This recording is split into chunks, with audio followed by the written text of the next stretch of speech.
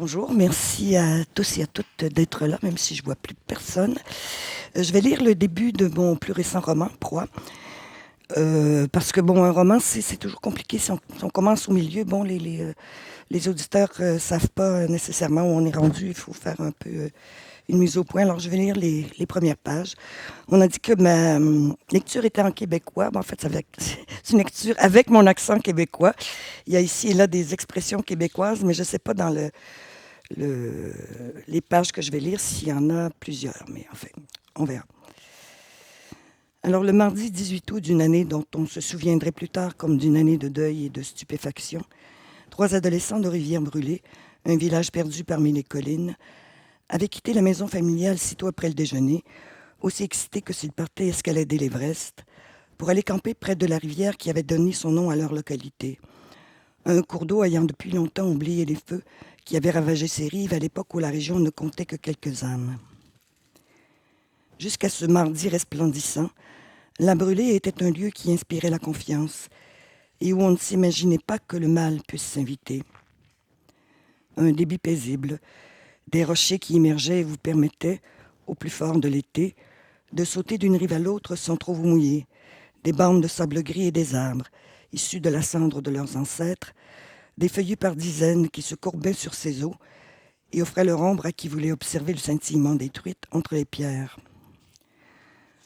Un coin de pays que les gens des environs avaient fait leur, ainsi confectionne une maison, une montagne, une prairie dans laquelle on peut se reconnaître et avoir l'impression de toucher la matière qui nous constitue. Les seuls incidents recensés près de la Brûlée au fil des décennies concernaient des promeneurs téméraires qui avaient voulu braver ses crues, des gamins qui s'étaient entaillés les pieds sur ses capes, des pêcheurs plus ivres qu'alertes, ayant piqué du nez avant de se réveiller brusquement en battant des jambes et des bras. Des histoires qui suscitaient la moquerie, mais aucune mort tragique, aucune noyade, aucun de ces drames qui font naître les légendes et transforment les nuits en repères d'ombres habitées par les figures d'une nouvelle hantise. Esprit malin ou monstre à visage humain qu'on redoute ensuite de voir apparaître à sa fenêtre. Les abords de la Brûlée, du plus loin qu'on se souvienne, constituaient une retraite idéale pour qui voulait s'éloigner de son quotidien et goûter la fraîcheur que promettent les rivières. On y installait son camp, on y observait les lucioles et les étoiles filantes, on y cueillait des groseilles et des bleuets dans la descente à Picard, là où la déclivité du terrain créait des cascades bouillonnantes au printemps, et on retournait chez soi avec le sentiment de s'être lavé, de s'être délesté d'un fardeau qu'on ignorait peser sur ses épaules. Or, puisque tous les coins de paradis ne sont qu'illusions et finissent tôt ou tard par montrer l'envers auquel ils doivent leur nom, quelques rides profondes, incrustées dans les miroirs que formaient ces bassins, étaient apparues sur la Brûlée ce jour-là. Un nouveau frémissement, non étranger aux signes avant-coureurs de la tempête, avait brouillé la surface de la rivière lorsque Judith Lavoie, Abigail Lemaire et Alexandre Demers s'étaient enfoncés dans les bois en vue de rejoindre le plateau surmontant la Brûlée, à une dizaine de kilomètres du village. Ils avaient traversé le champ de Puy de Saint-Cyr, que se disputaient les fleurs de la Miou, puis avaient pris le sentier des Ravages, qui avait conservé son nom même si, depuis les feux, depuis les arbres enflammés tombant dans des craquements évoquant de sauvages fusillades, les chevreuils étaient allés faire leurs ravages ailleurs. Ils y avaient marché sur plus ou moins 2 kilomètres, et là où le sentier s'arrêtait pour descendre vers la rivière, ils avaient poussé jusqu'à une éclaircie semée de fraises à la fin juin, et y avaient installé leur campement. Après la 3e ou la 4e nuit, l'histoire ne nous le révélerait que plus tard, ils avaient abandonné le campement à la hâte, avaient couru en direction du sentier des Ravages et s'étaient dispersés dans les bois, ainsi que l'indiquaient le sol tapé et les branches cassées du côté de la rivière. Seule Abigail était demeurée près du sentier, pour des raisons qu'on s'expliquait mal, pendant que les 2 autres fuyaient, et il faudrait des semaines pour comprendre, ne serait-ce qu'en partie, ce qui s'était réellement produit, pourquoi ils étaient partis en catastrophe, à demi vêtus, sans même se munir d'un canif.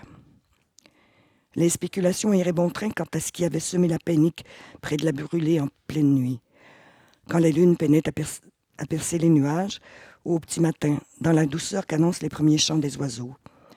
Hypothèse qui, pour la plupart, n'auraient pas plus de consistance que des commérages, avec cette pointe de mesquinerie proche de la méchanceté, accusant la jeunesse de s'offrir aux rapaces. Alors ici, je commence une nouvelle section. Lorsque Jude, Abe et Alex avaient pris la route avec sur leur visage ce sourire espérant l'infini, rien ne laissait présager que la folie dont ils s'apprêtaient à croiser le chemin ferait entrer les loups des contes, avec leurs dents acérées et leurs gueules baveuses, dans une région n'ayant entendu leur hurlement qu'au premier jour de la colonisation, quand des hommes aux mains noueuses abattaient des arbres qui, dans leur multitude, semblaient repousser au fur et à mesure, les empêchant de voir les ombres qui rôdaient. Non, en ce jour d'insouciance, seuls quelques nuages s'élevaient à l'horizon, qui amèneraient peut-être un peu de pluie aux campeurs le lendemain. Le soleil bas chauffait déjà leur nuque, et pas un souffle de vent ne faisait ployer les asclépiades, qui se dressaient près des immortels dans le champ de Saint-Cyr. Ils préparaient cette expédition depuis la mi-juillet et avaient tout planifié, jusqu'au nombre de canettes de bière que le poids de leur pactage leur permettrait d'emporter. Ils n'avaient cependant pas prévu qu'aucune forêt n'interdit son accès aux prédateurs, que l'indifférence des arbres à l'appétit des chacals leur offre au contraire son refuge. N'ayant encore vécu aucun drame relevant de l'inconcevable, ils étaient privés de cette lucidité qui vous vient avec l'âge, avec la rencontre du mal dans ce qu'il peut avoir de plus banal ou de plus insidieux. À l'entrée du chemin raboteux qui traversait le champ du Vieux-Pit, à peine un chemin en fait, dont les ornières envahies par la végétation ne subsistaient que dans le souvenir qu'en gardaient les dénivellations du sol, ils avaient récupéré dans le coffre de la voiture de Gilbert Lavoie, le père de Jude, leur sac à dos rempli de vêtements et de victuailles, les avaient sanglés autour de leur taille et avaient dit au revoir à Lavoie avec cette gêne qu'éprouvent les adolescents en présence d'une figure d'autorité. Jude avait néanmoins embrassé son père, un furtif baiser sur la joue. « Bye, Pop, sois sage !» Ce qui avait arraché un rire à Lavoie, et elle avait emboîté le pas à ses amis. Appuyé sur l'aile droite de sa voiture, une Volvo d'une quinzaine d'années dont il avait en partie refait la mécanique, Lavoie les avait regardés s'éloigner. 3 adolescents dont le soleil matinal allongeait les ombres. 3 corps animés de cette force brute qui vous donne l'illusion que vous pouvez déplacer des montagnes et que l'éternité vous est promise. Il avait aussi connu ça, ainsi qu'il avait connu les désenchantements qui s'ensuivent, et il était heureux que sa fille ne se doute pas à quel point l'éternité pouvait sembler longue.